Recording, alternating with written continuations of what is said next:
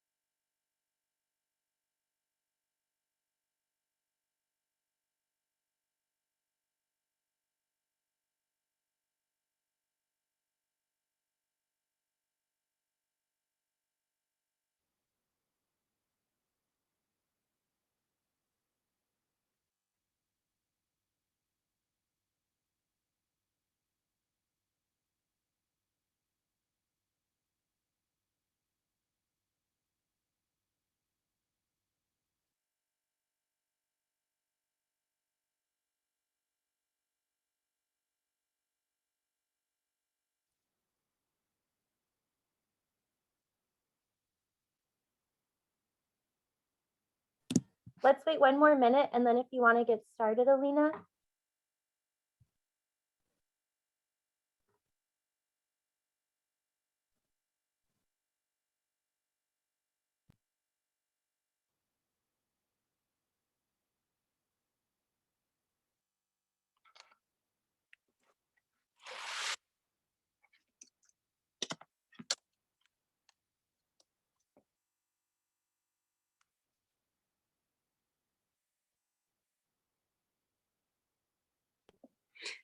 Okay, I'm going to start off this panel with hi everyone. Thank you for coming today to Women's History Month leadership panel. I'm going to first start off with introducing myself. I'm Alina Zarati. I serve on the Associated Students body of Ventura College Board as a Public Relations Officer. And some of my responsibilities consist of really mainly managing media relations for the college and developing new ideas with my board members to promote a positive public image for the college on social media, and mainly just helping to promote events and different webinars or things going on online as well. And with that being said, I'm going to introduce our ASVC Director of Finance, Athena Lalos. Hello, my name is Athena Lasos. I am currently the ASBC Director of Finance. I am a second-year student at Ventura College and plan to graduate this year with a degree in Business Administration and Economics. And I plan to transfer to a four-year later this fall to get my bachelor's and master's in Public Administration and then work for a local government.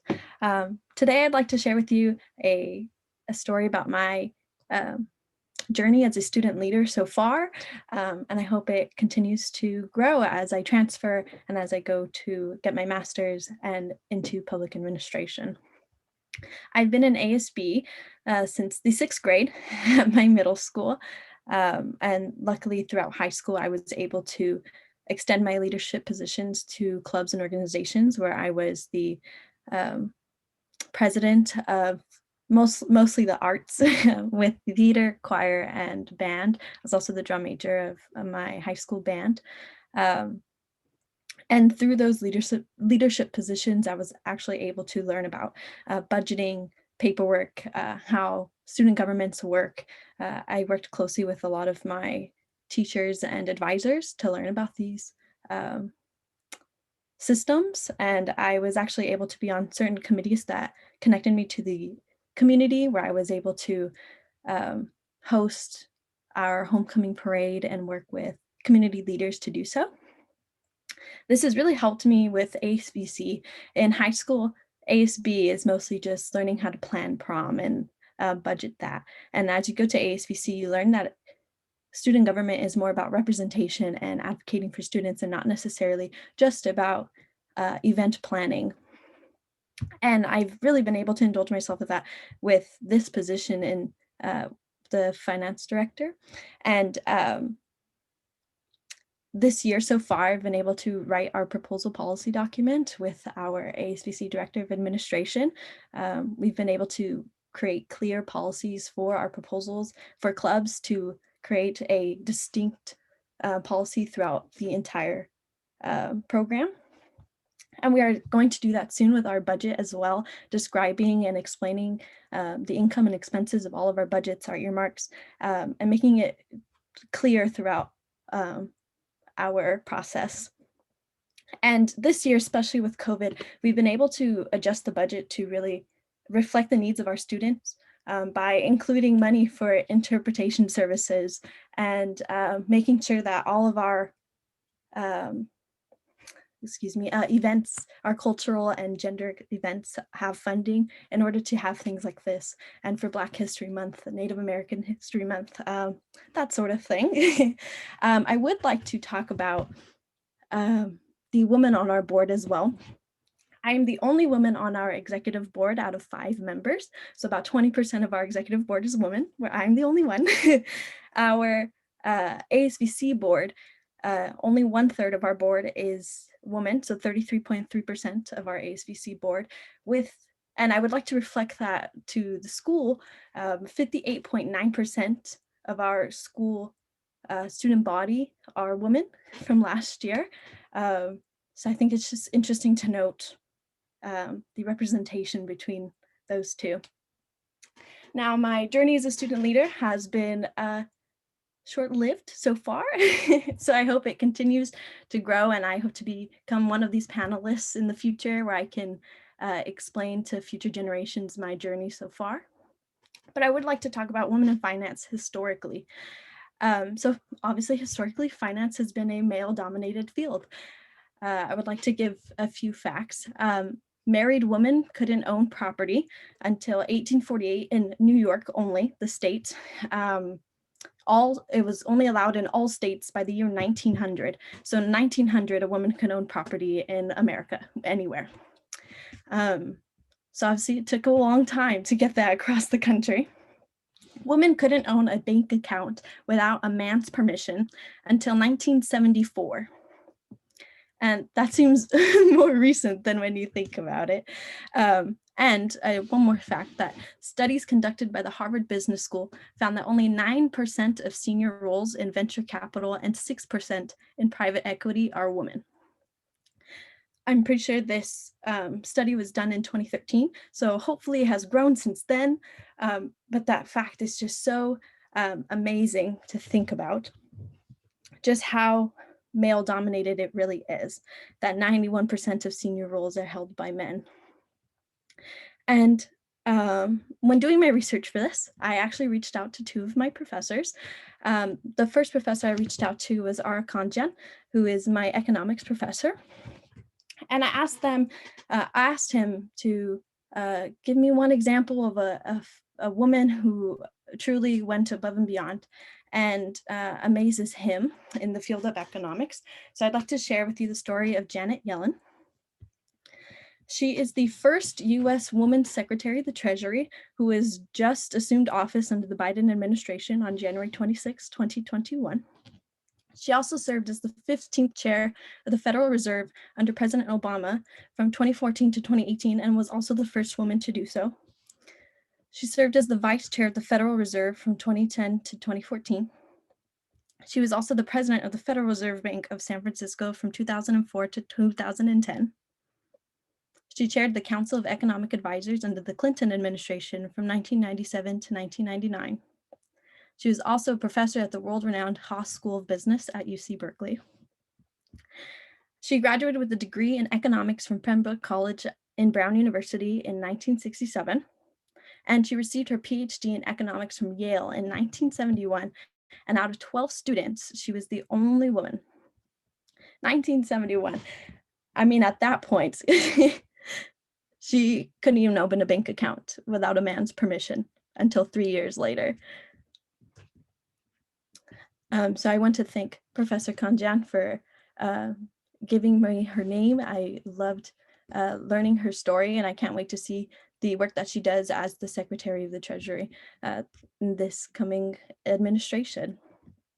The next person I'd like to talk about is Sharon Watkins. I contacted my accounting professor, Mia Brink, and she shared her story with me. So Sharon Watkins is best known for her work at Enron. Enron is an energy company from Texas who had a big accounting like ethics scandal. And she was most known for being a whistleblower for that.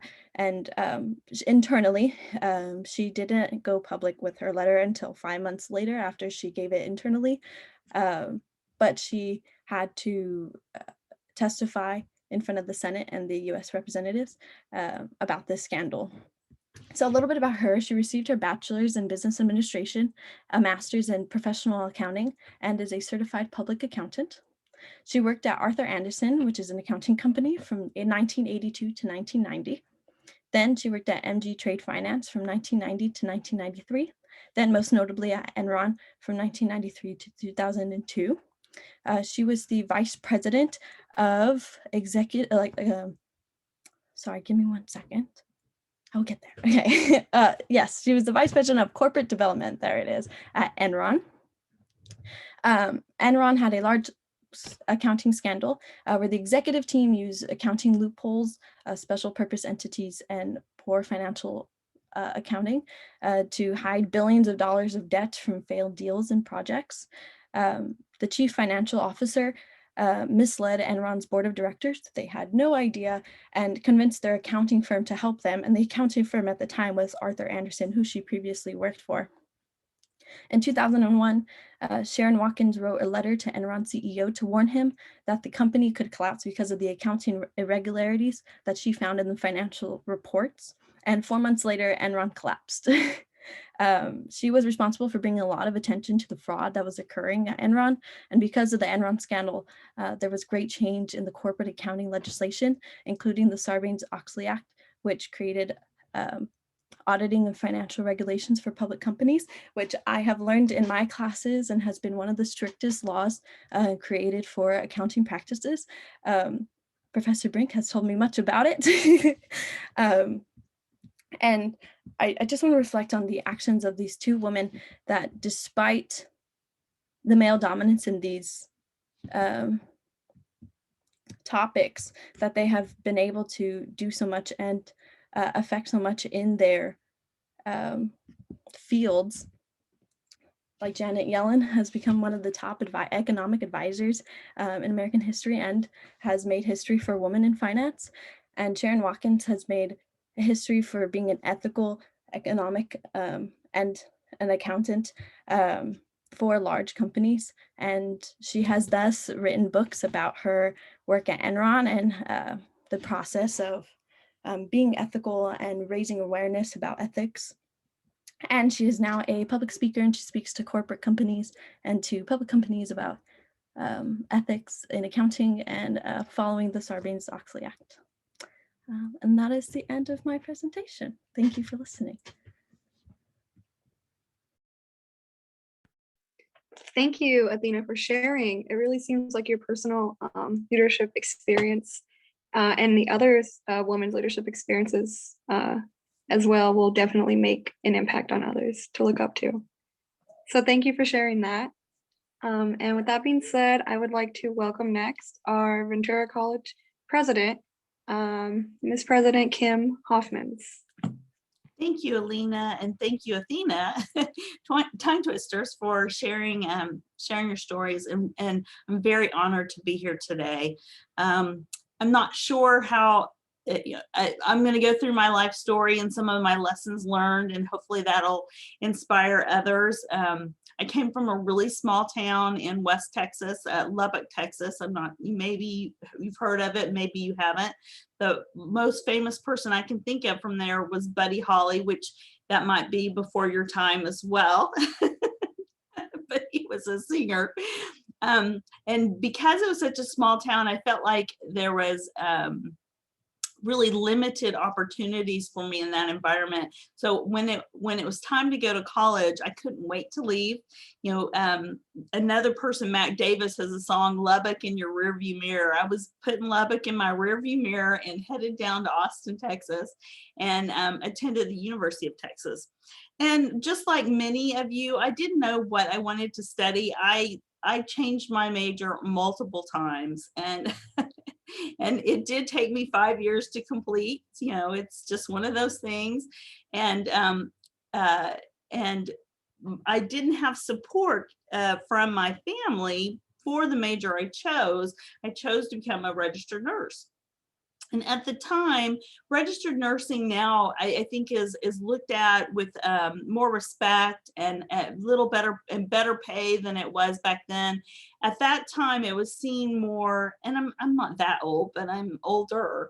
It was seen more as a supporter of physicians versus the autonomy and the research-based profession it is now. And so I really wanted to do it because I had a passion for connecting with people. And so even against my parents, and my mother was a nurse, you know, I pursued that degree, and I've never regretted it. I continued on and received my master's degree also in nursing, and enjoyed that. One of the things I like most about nursing is there's a lot of opportunities. If anybody says they're burnt out being a nurse, there's so many different avenues that you can pursue. So I started off my journey in nursing. I mean, I worked in multiple avenues before I actually became a registered nurse, but I started in intensive care unit, which is unusual, but at the time there was a hiring shortage. The recommendation is for a nurse to work in kind of a med surg or lower acuity unit to build up their skills. But I had to do it. And I did my last semester of my nursing program. I was in an ICU. So I felt like I had a little bit better background and was more prepared. I loved that. It was hot, fast paced, just super enjoyable work. And then while I was working in intensive care, that's when I pursued my master's degree and completed it. And so from there, I went into nursing education in the hospital setting. So where you actually work with the employees in the hospital and help them with training. Then my husband and I moved to California. And, you know, I was from a small town. The first time I even went to Austin, and then we later moved to Houston. I was afraid to drive in such a, you know, big freeways. I've come a long way since then. And, but we moved to California, and it was a new challenge for me, but, you know, you got to just go with the flow. I worked in home health, which I had not done before, and I enjoyed that work. And while I was in that capacity, someone told me about a position teaching at a community college. And there are not many nurses that have a master's degree. And this person knew I did and recommended it. So I applied for the position. I actually was not their first choice. I appreciate that that person turned down the job so that I could become the nursing faculty. And I tell them, you know, I've now worked in our district for 28 years, and I was the best, you know, second person, you know, number two applicant that they've ever hired. Is, I mean, obviously I'm joking with them, but you know, you just never know what opportunities will come your way. So always be looking for them. So I taught nursing for 15 years. It's just such a wonderful profession. I cannot tell you how much I enjoyed that time. And I still see my nursing students. I had one call me the other day, and she's now a nursing professor herself at the University of California, San Francisco, and was telling me that I was an influence. And so you never know how you impact other people and influence them, and it just made my day. And she was like a single mother. She was from Jamaica, and I mean, just such a character. And I still remembered her, and I'm so glad that I could be a positive influence in her life. So from teaching, after doing that for a while, I went into administration. I became a dean, the vice president of academic affairs, and now the president. And I am we're in a 3-college district. I am the only female president in our district. But I have such a great working relationship with the other presidents and our chancellor, who is also male, that I don't feel at a disadvantage. I feel like they respect me and listen to me, and hopefully that's come with my past experiences. Also, let's see, during that time, no, I think I get to that later. No.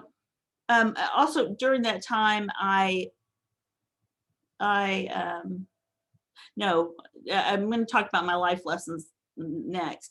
One of the things that I would say is a life lesson, and I think that at least as a female, and what I've seen in other females, is a characteristic that we share is perseverance and never giving up, right?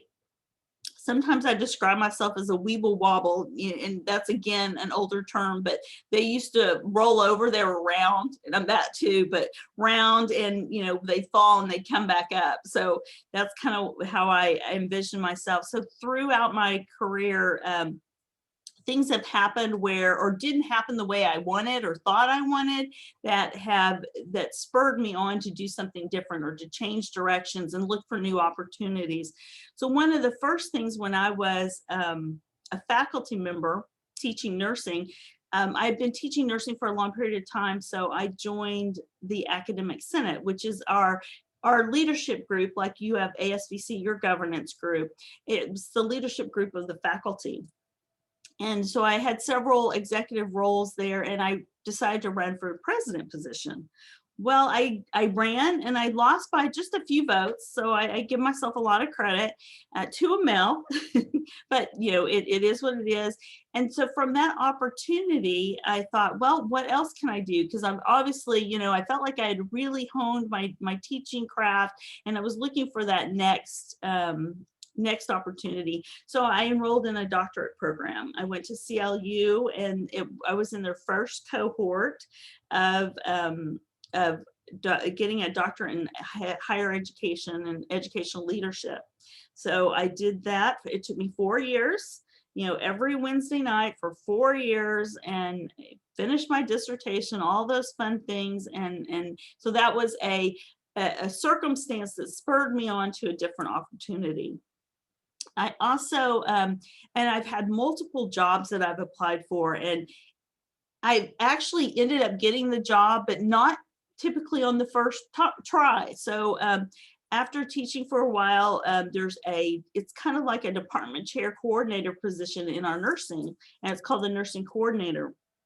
So I applied for that position, and I was unsuccessful. I'd served as the assistant for a few years, and I was unsuccessful. And at the time I was so disappointed, but the person who actually they hired was way more qualified than I was at the time, and so I used that opportunity to learn from that individual and saw them as a mentor. This person even actually served on my dissertation committee. So, things happen, even though they're not what you envision are going to happen, for the best. So that was a good thing for me. And then when she moved on in her career, I reapplied for the position, and I got it the second time. So I was excited about that. One position I applied for, then I became a dean, and I actually did only had to interview for that position once. I was hired on the first team, so I was excited about that. When I came to Ventura College in 2015 as an interim person, I had applied for the position. Well, I'd applied for the position once before, and I was unsuccessful in getting that position. So just like me, you hear the story. I don't let it lie. I keep trying again. So when it became available again, I reapplied, and it was for an interim position. And interim positions are a little tricky. You're not the permanent person. You are just kind of a placeholder until they're able to go out for the permanent person. But I recommend if you ever take an interim position, it's a great idea because you learn about the position, see if you really like it, and if it matches your skills, and they get to see if they like you too. So I served in the interim position for a year, and I treated it like it was a full-time position. I recommend you not treat it any differently. You have to be authentic. You've got to be yourself. And so they either liked me or they didn't, right? And so when I applied for the permanent position, that would have been the third time I applied for this job as the Vice President of Academic Affairs here. I was successful and enjoyed that. It's one of the most challenging positions, I'd say, in the community college, because you have so many balls in the air that you have to juggle. So same thing. Now I was like, okay, the president position became available. It was a little early in my tenure at Ventura College to apply. So I applied the first time and I didn't meet the minimum quals. So one of the things that they'd asked for is 3 years in an executive position. And I was close to 3 years, but I wasn't quite there. So I didn't even get to advance in the search. So I applied, and so I understood, it was one of the requirements they had. Oh, and then I applied again for an interim position. And I didn't get the interim position as the president. And so here I am on my third try. So almost 2 years ago now, I applied for the permanent position, and I was successful. So I'm very tenacious. I'll just stick with it and keep going. So the lessons learned is, don't give up. If it's your dream, figure out how to achieve your dream, and continue to try. When you're unsuccessful, pick yourself back up and see what can you do to make yourself successful in that position. So like a lot of times, if there's a position I'm interested in, I'll pull the job descriptions and I'll look at the job description and I'll analyze, where do I have strengths and where are my weaknesses, and I'll try and strengthen my weaknesses in order to make myself more ready for that position and be more successful, hopefully. So those are kind of some lessons learned. Other lessons that I think are really important is I've been a mentee and a mentor. I think that it's really important to pay it forward. I've had some really strong mentors in my life that I've been able to call up when I was struggling with an issue, and they've been there for me. And I'm sure you can think of somebody in your life that's been that for you. So whether it's a formal or an informal relationship, I highly recommend, especially for females, if we don't feel like we've had the opportunity and we can support each other, that's a really good thing to do. As you can tell from my stories, I've had a lot of fortunate life experiences, and I've been mainly in a female-dominated professions, nursing and teaching. So I haven't seen some of the discrimination, or haven't been exposed to some of the discrimination that others have not had due to my privileges that others might not have. So I did want to take the opportunity to really let you know and to let our community know that it's important to support. We're talking about women today, but not just women, but our people, our Black, Indigenous, people of color. And also recently, the hateful crimes that have happened against our Asian population. I mean, we just cannot let that happen in our country. I mean, I'm so fortunate. I feel blessed every day to be able to work in a community college, and the community name is extremely important because we're here to create a learning opportunity for everyone in our community, and so that they had the same opportunities and advantages that I've had, and I want to mentor them and support them. So I really hope that you'll join me in doing that and help elevate our community college, because I am just so thankful that I had the opportunity to serve in this position as the president of Ventura College, and I want the same opportunities for you and others in our community. So I appreciate again being here and sharing my story, and I love the opportunity to celebrate women and you today everywhere. So that's all I have for today. Thank you, President Hoffman, for sharing your personal motivating story. I found that very motivating, and I know your leadership to this campus is amazing. And I personally know that we all appreciate everything you've done and the fact that you've trusted us enough to even share your truth and story, even when we know the times aren't as quote unquote pretty as we think they would be. I think that was really great that you shared that. So thank you, President Hoffman. And next, I would like to welcome our next guest speaker for today, Mesa Program Coordinator, April Montes. Thank you. So I am pleased to be here and share a little bit about my story and what my passions are. I grew up in a small town called Santa Maria. I am the daughter of farm workers who immigrated from Mexico. My dad is from Guanajuato, and my mother is from Guadalajara. It's such a cute story. They actually met at a community college in the town that I grew up in, learning how to speak English. So my first language was Spanish, all the way till third grade. I went to a very low income elementary school, part of the migrant program, and I'm the first generation college student of my family. I am the middle child. So I always got in trouble because the older child was like the troublemaker. And then I have a younger sibling who I mentored because she was younger than me. But one of the things that growing up, I realized I actually would go and work in strawberry fields in the summer.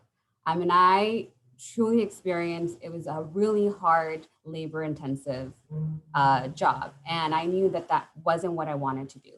And my parents would come home really tired.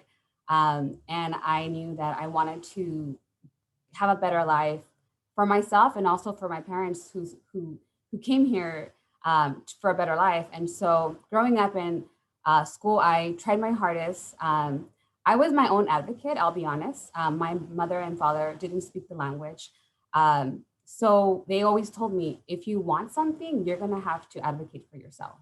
So I learned very early on that I had to be my own advocate. And I also advocated for my parents. I was a translator when they would go to doctor appointments, or, you know, if I would see some discriminatory when they would go to the bank or something like that, I would definitely make sure that they were not being mistreated.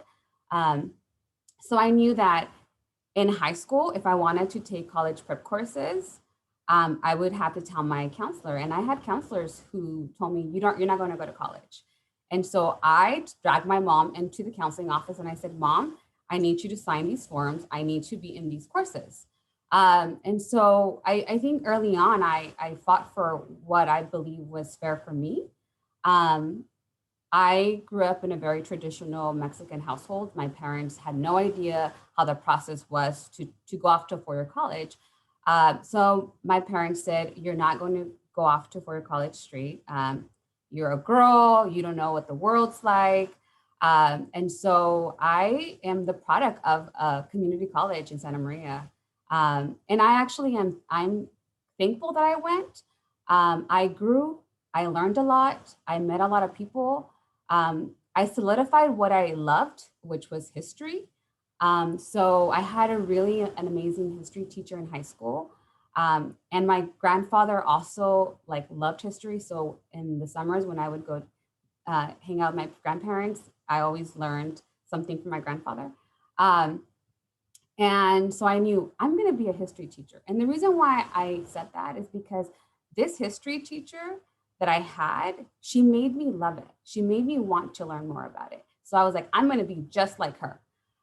So I went and I got a degree from Alejandro College in Santa Maria. It's a community college. And I transferred to UCSB where I earned my bachelor's degree in history and a minor in Latin America. And I said, okay, I'm ready. I'm going to go and teach. And then I realized I have to go get a credential. I want to be a high school teacher. So I actually applied to Cal Poly San Luis to the teaching credential program, and I got in.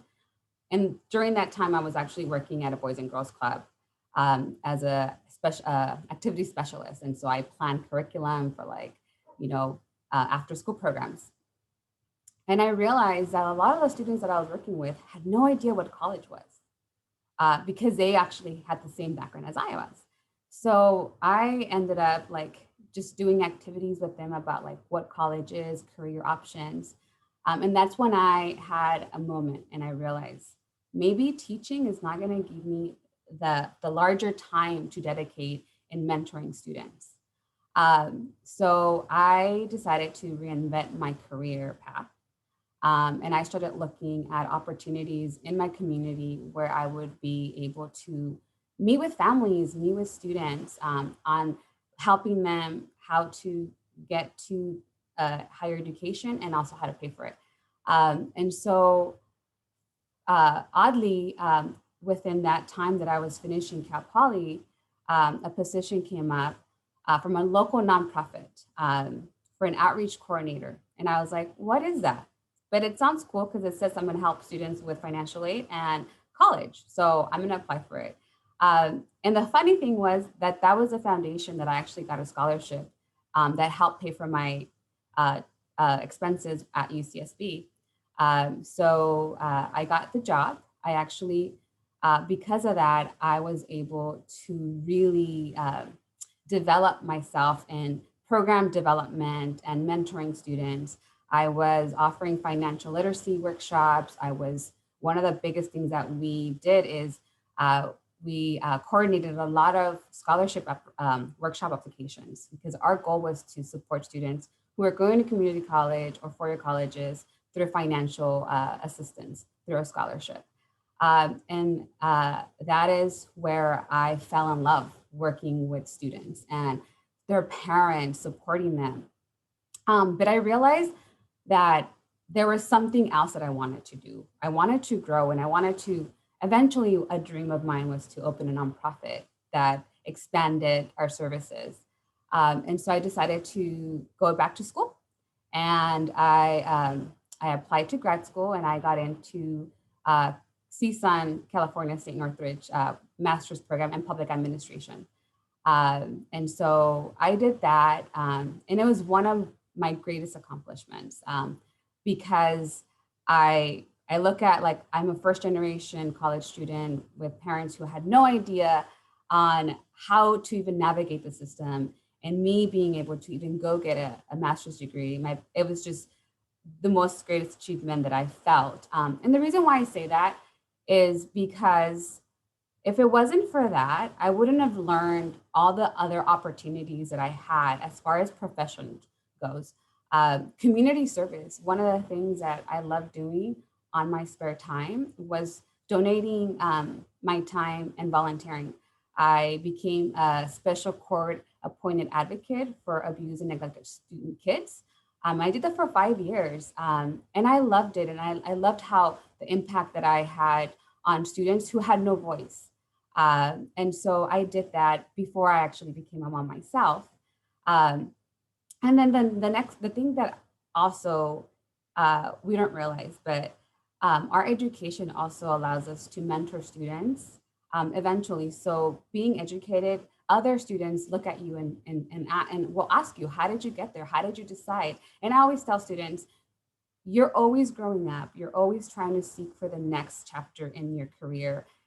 So it's always good to, every job that I had, I took it as this is what's going to help me in my next step. And I learned everything that I could from that position. And then when I felt I was ready to move on to the next one, that's when I would, apply and take that leap of faith.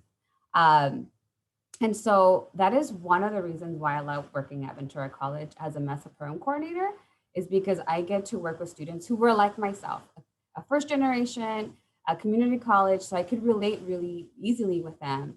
And working in Mesa, it's a different group because I'm a history major. So all my students are mathematics, science, engineering, computer science.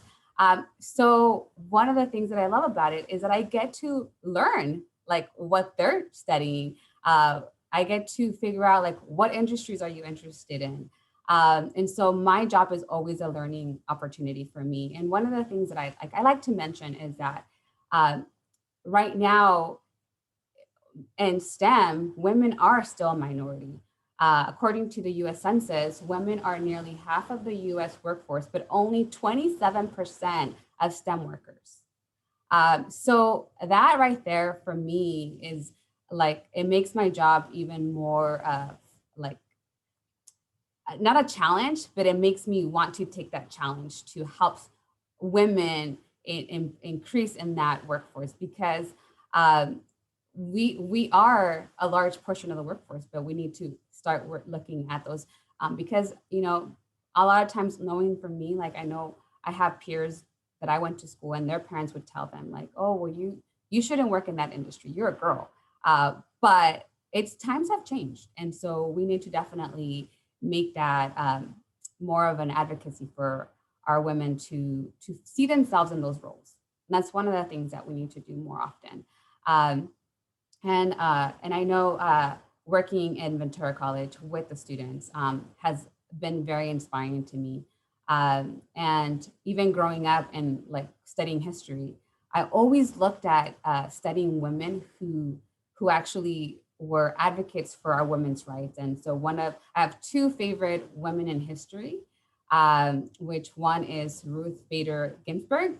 And I loved how she fought for women's rights and was a big advocate and paid for what we are, where we are right now. And then my other favorite woman in history is Sor Juana de la Cruz. She was actually a Latin American like writer, poem, and she, in her time in the 1600s, back then women weren't even allowed to be educated. Their role was like, you're going to be married off. And she was a rebel. She was like, I'm going to become a nun so that I could be educated. That was the way she became educated. And I just thought, wow, like that was radical move. And she was a very intellectual woman, and she fought for women to have the right to be educated. And that was in the 1600s. And so I think that women are still fighting for what we believe in and what we want for. And that is something that I continue to do that for myself. I don't believe that I should limit from what I want. And so change is only going to happen by the way we make things. And so I'm little by little trying to make change by mentoring and providing support to our Mesa students and our female Mesa students as well, through the work that I do by bringing industry partners, guest speakers, and taking them to different tours. And so that's a little bit about myself. And if there's more questions, I'll be able to get to that. So thank you.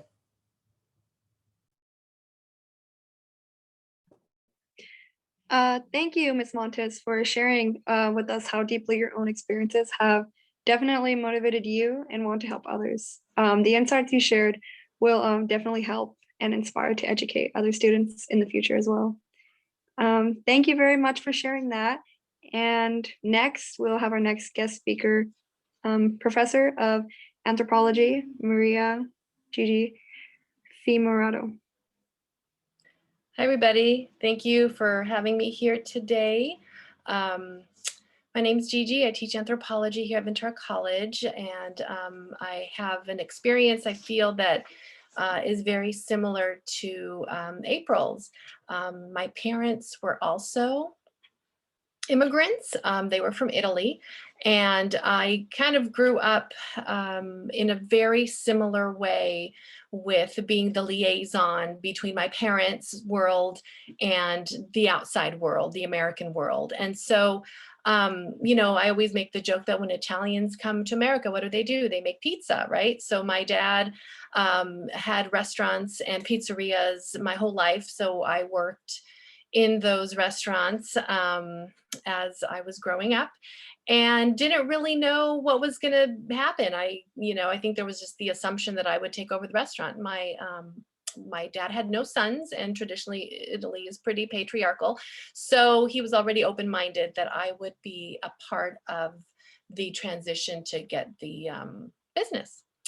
But I ended up going to junior college after high school, and I went to Moore Park, and I took an anthropology class. I did not know what anthropology was, as most of my students don't know what anthropology is. I took it because my girlfriends were taking the class and it was late in the morning. And that was the first experience that changed my life. And I think a lot of our stories are successful because we had people that supported us. We had people that believed in us. And I think we had people that showed us, yes, you're going to do this. And so that first person for me was Dr. John Baker at Moore Park College. And he was my first anthropology professor. And I was attracted to anthropology because anthropology is not only just the study of humans, but specifically looking at diversity, looking at the ways in which people live around the world. And it really resonated with me because I felt like I was living this dual life. In my home, we spoke Italian, we ate different foods, we had a whole different way to think, a worldview. And then I had my American world where I was at school and, friends and peers. And I just really connected with anthropology. And so my parents didn't quite know what anthropology was. I think they, whatever, they just kind of didn't really pay much attention to what I was studying. And I just, continued along. I was very fortunate that I was kind of self-motivated in that way. And then I ended up at CSUN to get my bachelor's degree. And my last semester of my bachelor's degree, a new professor came on, and here again is that message of mentors and support. It was Dr. Sabina Magliocco, and Dr. Sabina Magliocco was Italian as I was, and really started to inspire me to continue on. I was not going to get a master's degree. I was going to go work at the restaurant. And, she said to me, are you going to be a pizza girl your whole life? And I don't know if that was a joke or a compliment, or I still think about that all the time that she said that to me. And, but it really made me think about, what am I going to do? So I went for it. I got my master's degree. I stayed on and again, not thinking that this was going to be anything. I still thought, oh, I'm going to go back to the restaurant at the end of all this. But it transitioned for me, and I was able to start teaching at Moore Park part-time. And then I went to a conference, and this was Dr. Magliocco, again, my professor, who took me to a conference and said, why don't you talk about your work, your research? And I had been doing research in Italy. And so I gave a paper, and again, support, assistance, people believing in you. Someone came up to me from UCLA after my paper and said, hey, I think you would be a good fit for our PhD program. So then I went to get my PhD. Again, never intending all of this was going to happen to me.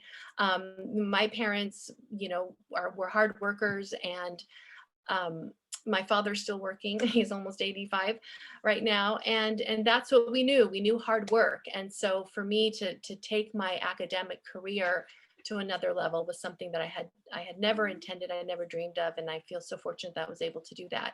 And I really give credit to the support that I got over the years, and my parents being really open-minded. So yeah, so here I am. I ended up getting the full-time position at Ventura College, and I feel very fortunate to be able to share my journey with all of you, and also share anthropology with my students. And it's very exciting when students get excited about anthropology, when they might have that similar, revelation as I did, thinking about the diversity that we have in our world, the diversity that we have in our own lives, the importance to celebrate that, to express that, to be proud of that.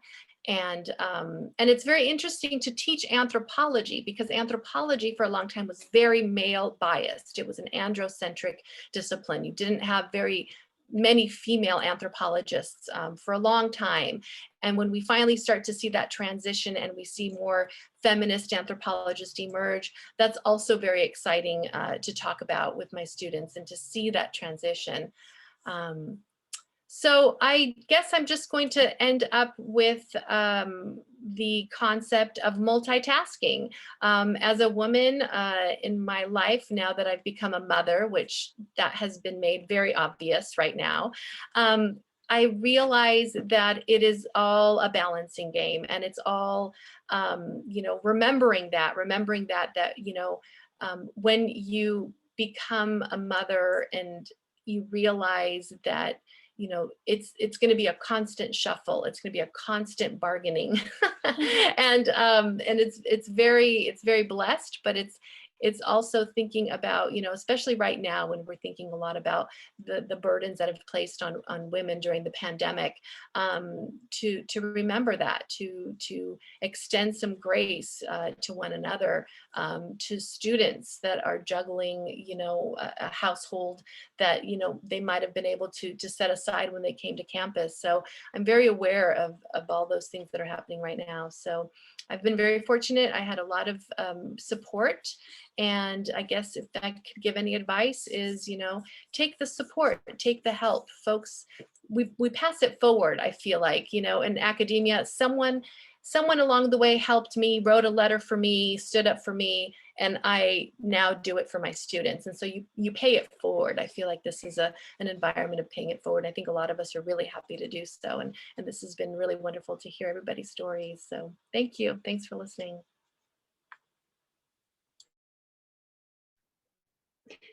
Thank you, Ms. Fumarato, for sharing. I think it's truly wonderful that you've opened up with all of us and how you to continue uplifting your students with your own leadership skills that you've shared and grown in. And with that being said, I would like to, before closing and wrapping this up, is there any questions from the audience?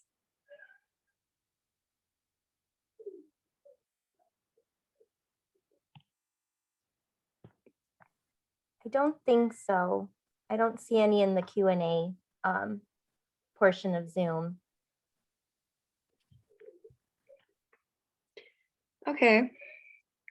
If we do not have any questions, before it ends, don't forget the students who did attend today's Women's History Month panel are actually eligible to win a free 32-ounce Hydro Flask.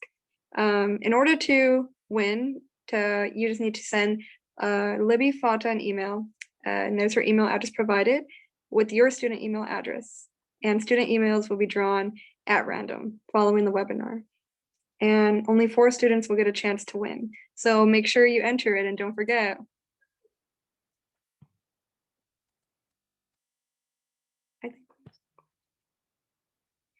All right, so thank you all for coming.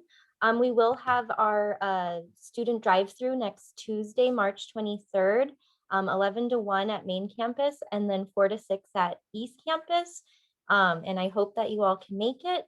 If you have any questions, send me an email and I'd happy to put you on the RSVP list. So thank you all for coming and have a great day.